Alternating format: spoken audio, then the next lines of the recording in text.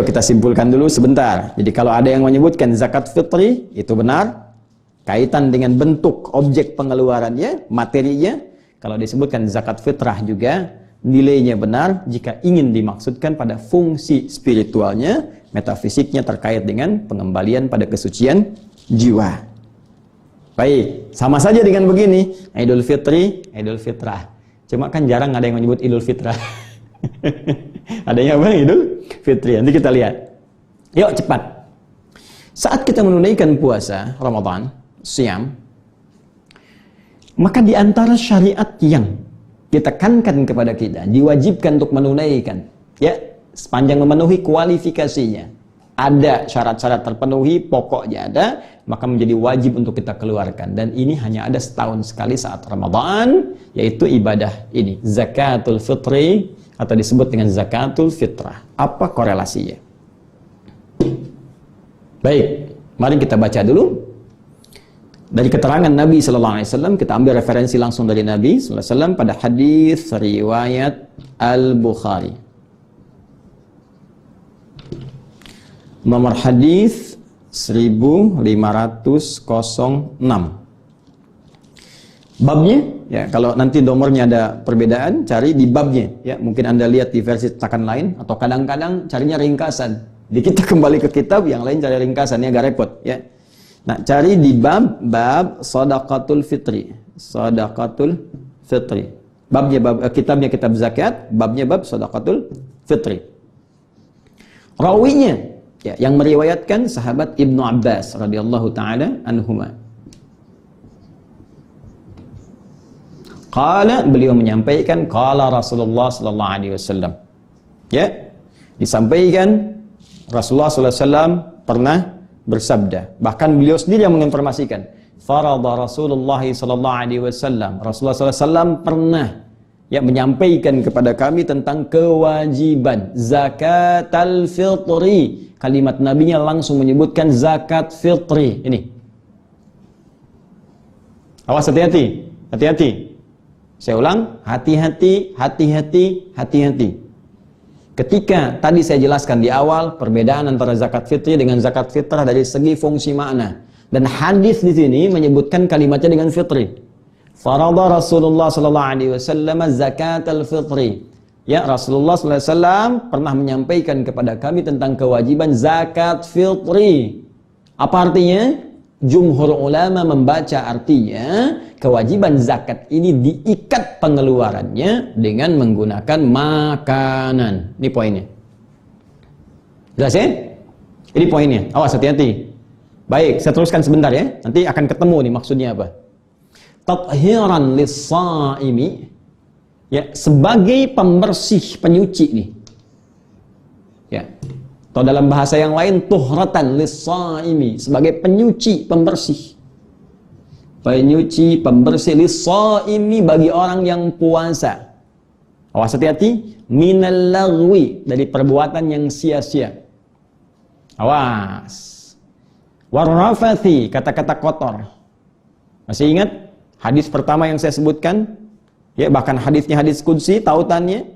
Ketika di awal jumpa puasa saya terangkan, as-siyamu junnatun, ya, fala yarfuth wala yajhal. Puasa itu akan menghasilkan perisai pada tubuh kita walaupun tak terlihat, tapi penjaga dari maksiat. Maka orang puasa jangan sampai menghadirkan perbuatan yang merusak, seperti berkata-kata kotor, berbuat tindakan yang tidak pantas. Wa in imru'un qatalahu aw syatamahu, jika ada orang memprovokasi bahkan mencelanya, jangan dibalas. Katakan kita sedang puasa. Tapi kan kadang-kadang tidak mudah mengontrol itu. Nggak sadar dibicarakan, nggak sadar dibikin status, nggak sadar saling mencela. Coba lihat, bukankah saat kemarin ramai 15 Ramadan tentang isu dukhan, berapa banyak orang saling mencela. Bahkan ada yang mencela ustadz tertentu, ada yang saling juga mengejek, ada yang saling ini. Padahal Anda kan sedang puasa. Kenapa kita tidak berhusnudzan dengan sesuatu? Kenapa tidak mencari kalimat-kalimat yang enak untuk didengar? Lupa. Kita membuat orang lain dengan satu penilaian tertentu, kita pun lupa telah melakukan tindakan yang salah. Karena itu apa yang paling menarik? Saking sayangnya Allah kepada kita. Diberikan amalan tertentu yang dengan amalan itu yang lupa-lupa tadi bisa dihilangkan oleh Allah. Sehingga dikembalikan pada nilai-nilai kebaikan. Apa itu? Zakatul fitri. tuhratan. Ya, lis-shaimi, zakat fitri ini diantara fungsinya bisa menyucikan, jadi penyuci bagi orang puasa minal lagwi, dari perbuatan yang tidak pantas saat dia puasa itu. Ya, gibah tak pantas, mencela tak pantas, bahkan dirinci warafath, kata-kata kotor itu tak pantas. Kalau pernah terjadi saat puasa, itu bisa digugurkan, dihilangkan oleh Allah Subhanahu wa taala dengan kejelasan lisan Nabi, keterangan Nabi sallallahu alaihi wasallam melalui ibadah zakat fitri. Jadi ibadah yang dahsyat fungsinya. Bukan formalitas, bawa sesuatu, makanan, ya, atau ada yang bawa uang, keluarkan, selesai. Tidak sesimpel itu, teman-teman. Ada proses. Jelas ya? Wa tu'matan lil masakin. Dan ini jadi bahan pokok makanan untuk orang miskin. Ya. Makanan untuk orang miskin. Jadi jelas disebutkan kalimat oleh Nabi SAW. Kalimat pertama zakat fitri, yang kedua tugas pokoknya, fungsi pokoknya dari sini, ya, secara spiritual dia bisa menggugurkan kotoran-kotoran yang menempel dalam jiwa kita, dihilangkan, hilangkan. Baik, satu itu, bersihkan.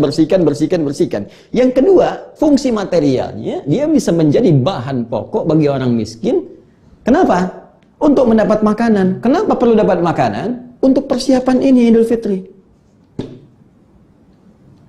Jangan lupa, Idul Fitri itu kan di antara penandanya mesti makan. Ya, untuk menunjukkan puasa itu sudah tidak ada lagi. Ramadan sudah selesai. Tapi tahukah Anda, ada sementara orang yang nggak menemukan makanan.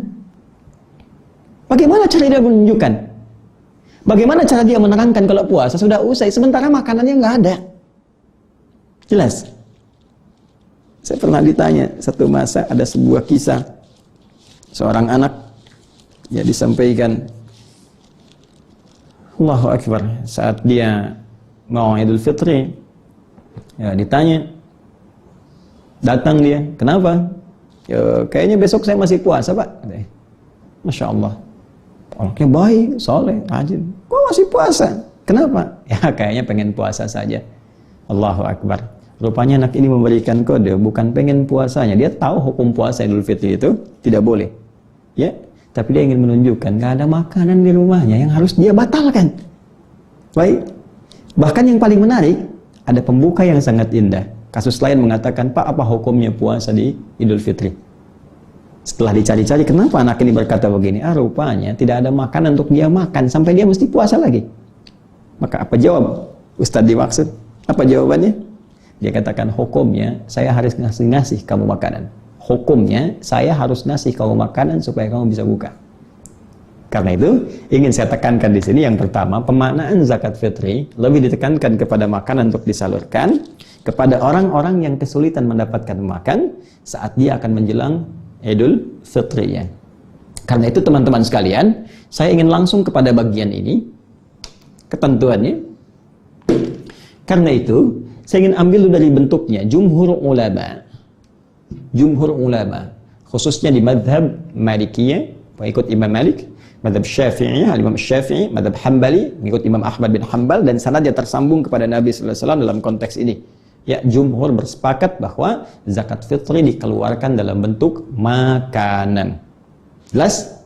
Karena tujuan pokoknya untuk memberikan kesempatan pada orang yang tak dapat makanan supaya bisa makan dan membatalkan puasanya saat masuk hari raya itu. Jadi dalam konteks ini, panitia penerimaan kalau ingin ikut yang jumhur ini, Anda bisa saja dari orang yang zakat, mau ngasih zakat fitri, bisa Anda terima dalam bentuk uang, tapi saat dikeluarkan kepada orang yang memerlukan itu, sesuai kualifikasi hadis, tu'matan lil masakin, diberikan pada orang yang kesulitan mendapat makanan, maka keluarkan dalam bentuk makanan.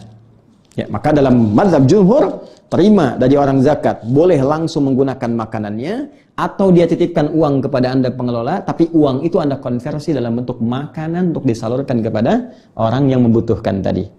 Jelas? Nah, bisa Anda misalnya kemas dalam bentuk makanan pokok. Ada berasnya, ada minyaknya, ada sardennya, ada macam-macam dan sebagainya, satukan, salurkan. Baik, ada pendapat kecil dari golongan mazhab Abu Hanifah, ya, yang beberapa ulama kontemporer juga ada yang sepandangan dengan itu, seperti Dr. Yusuf Al-Qardawi, ya, atau juga yang senapas dengan beliau mengatakan bisa saja dikonversi bentuk makanan itu kepada nilai uang karena melihat hajatnya, kebutuhannya. Ya, dengan alasan bahwa teman-teman sekalian, hajat hidupnya sekarang, ya kadang banyak dapatkan makanan, tapi pengiringnya yang sulit. Beberapa bagiannya. Maka golongan kedua ini berpendapat karena hajatnya dalam kondisi tertentu, uang lebih banyak dibutuhkan pada kalangan tertentu, maka boleh jadi ini bisa diberikan kepada orang yang menerima zakat tadi dalam bentuk uangnya. Hanya saya pribadi lebih cenderung mengkompromikan ini, cenderung pendapat pada jumhur tetap diberikan dalam bentuk makanan pokok, sedangkan aspek yang lainnya, seperti mungkin ada pakaian yang dibutuhkan saat Id, atau aspek penunjang lain, itu bisa Anda ambil dari pos infak, zakat mal, yang tentunya saat Ramadan pun itu terkumpul. Jadi Anda bisa satukan zakat fitri untuk makanannya, amplopnya dipisah dari pos zakat mal atau infak, satukan dengan makanan pokok, berikan kepada penerimaannya. Ya, berikan kepada orang yang berhak menerimanya. Maka itu akan lebih, menurut saya, melengkapi apa yang tadi diberikan pandangan di antara keduanya. Satu, bahasan terakhir, ya, ukuran. Ini menarik, kalau kita lacak lagi ke hadis Nabi SAW, ketika menunjuk ukuran, itu pun mengarah ke makanan lagi. Buka Abu Daud misalnya, hadis riwayat Abu Daud. Nomor hadis 1609, 1609. Nah, rawinya aja, rawinya Abu Sa'id Al-Khudri, ya, Abu Sa'id Al-Khudri. Abu Sa'id Al-Khudri. Beliau mengatakan, "Kunna nu'tiha fi zamani an-nabiy sallallahu alaihi wasallam." Kami ini kalau sejak zaman Nabi selalu mengeluarkan zakat fitri itu min ta'amin, bentuknya selalu makanan. Ya.